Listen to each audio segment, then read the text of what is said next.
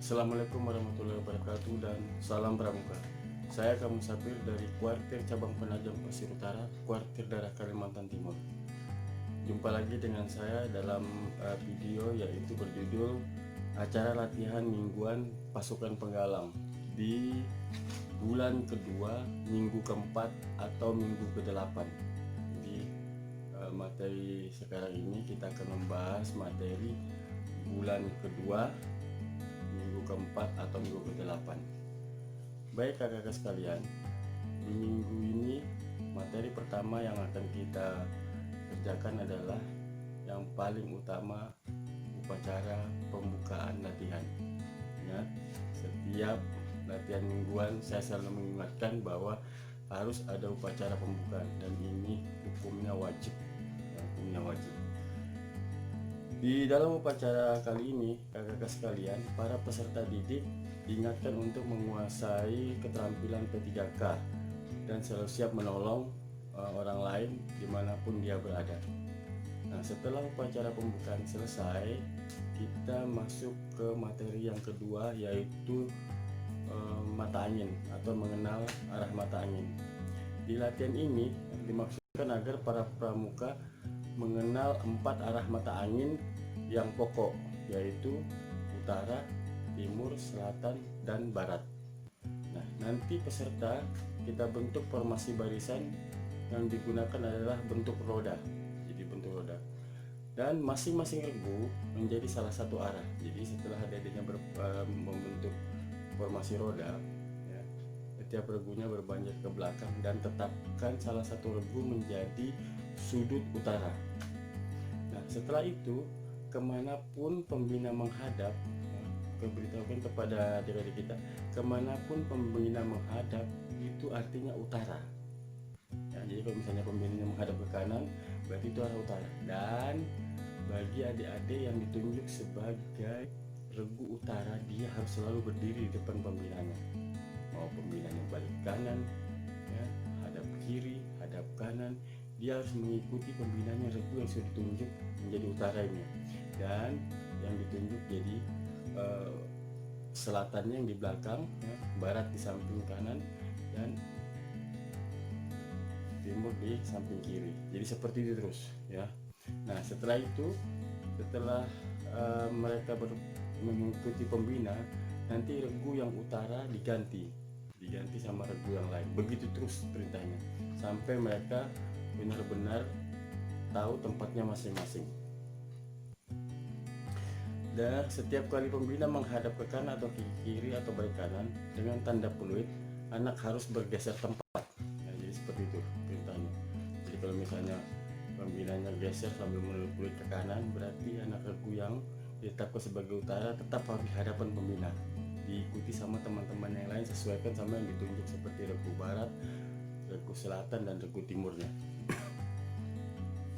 Setelah itu tambahkan dengan 4 arah yang lain, yaitu timur laut, tenggara, barat daya, dan barat laut, sehingga menjadi 8 penjuru mata angin.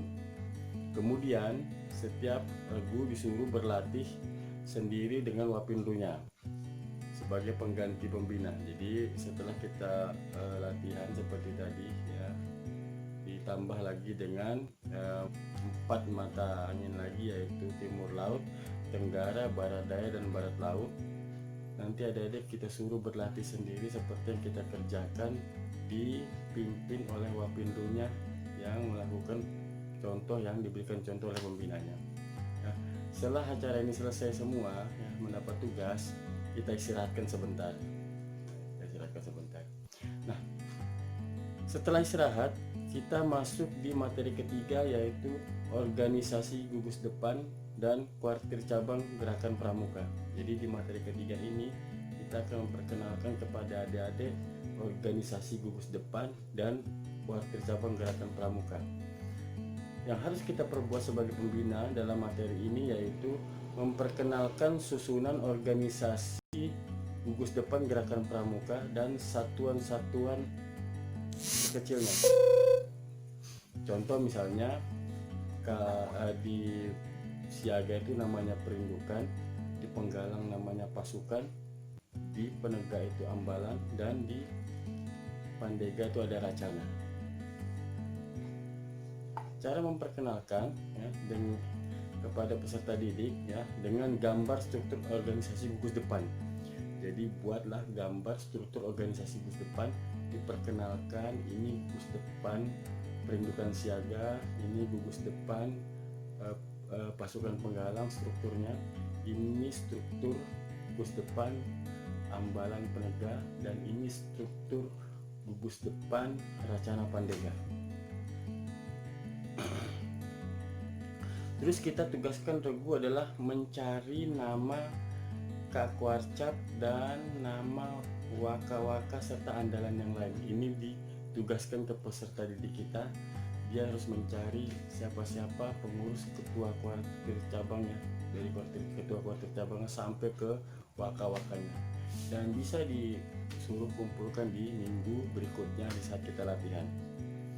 Setelah mereka mengenal struktur organisasi gugus depan dan struktur kuartir cabang di dalam gerakan pramuka, kita masuk ke materi yang keempat, yaitu semapur. Nah, yang harus dilakukan pembina pada latihan ini adalah mengulang 7 huruf semapur yang telah diajarkan sebelumnya, dengan memberikan 4 huruf sekaligus. Jadi setelah kemarin kita belajar huruf semapur yaitu A, B, C, D, E, F, G ya. Nah, di minggu ini kita akan memberikan 4 huruf sekaligus ya, seperti A, B, G, F, C, E, D, A, E, C, G, F, B, D, A, F, B, C, R, G ya. Nah itu, jadi usahakan dia memainkan semapur perkata ini dengan menggabungkan 4 huruf ya, 4 huruf. Jadi itu disuruh mainkan 4 huruf dengan urutan A, B, G, F satu kali main, terus C, D, E, C, D, A, C, E, D, A satu kali main, E, C, G, F satu kali main tutup ya, B, D, A, E satu kali main tutup, B, C, R, G satu kali main tutup ya. Kemudian nanti suruh seorang dari mereka masing-masing regu menyampaikan huruf-huruf tersebut di depan pembinanya ya, gitu. Jadi huruf-huruf yang tadi yang sudah saya berikan 4 huruf itu dimainkan satu kali main tutup, satu kali main tutup, bukan satu huruf tutup ya, 4 huruf tutup. Misalnya kalau dibikin kata misalnya kita tutup, saya tutup, dikau tutup, jadi seperti itu jadinya. Terus setelah itu mereka pintar 4 huruf yang kita berikan yang di minggu lalu, kita lanjutkan lagi berikan kepada mereka, yaitu F, B, G, A satu kali main, terus D, E, C, A satu kali main, terus F, D, C, B tutup satu kali main. Dan anak-anak yang lain dari setiap regu menyampaikan huruf-huruf yang baru diberikan. Jadi main, setiap regu semua main. Nah, kalau misalnya nanti ada adanya yang lain, bisa untuk mengartikan huruf itu yang tidak main. Terus setelah ini selesai, suruh masing-masing regu mempelajari lingkaran yang kedua. Nah, lingkaran kedua yaitu huruf-huruf H, I, K, L, M, N selama kurang lebih 5 menit ya. Jadi disuruh mempelajari lingkaran kedua. Kemudian cobalah dengan kelompok ya, L, M, N, kemudian dibalik N, M, L, dan K, L, H, dan dilanjutkan dengan pengelompokan yang lain. Jadi adik-adiknya disuruh seperti tadi ya, menggabungkan huruf-huruf yang di lingkaran kedua. Nah begitu terus kakak-kakak sekalian. Jadi adik-adik ini mengulang minggu yang lalu ditambahkan dengan yang sekarang ya. Jadi supaya mereka nanti bisa menggabungkan kalimat-kalimat yang kita inginkan. Nah, jadi untuk semapur cukup sampai di situ minggu ini, nanti akan dilanjutkan lagi di minggu-minggu berikutnya. Kita setelah itu memasuki materi yang kelima, yaitu materi Dasa Dharma.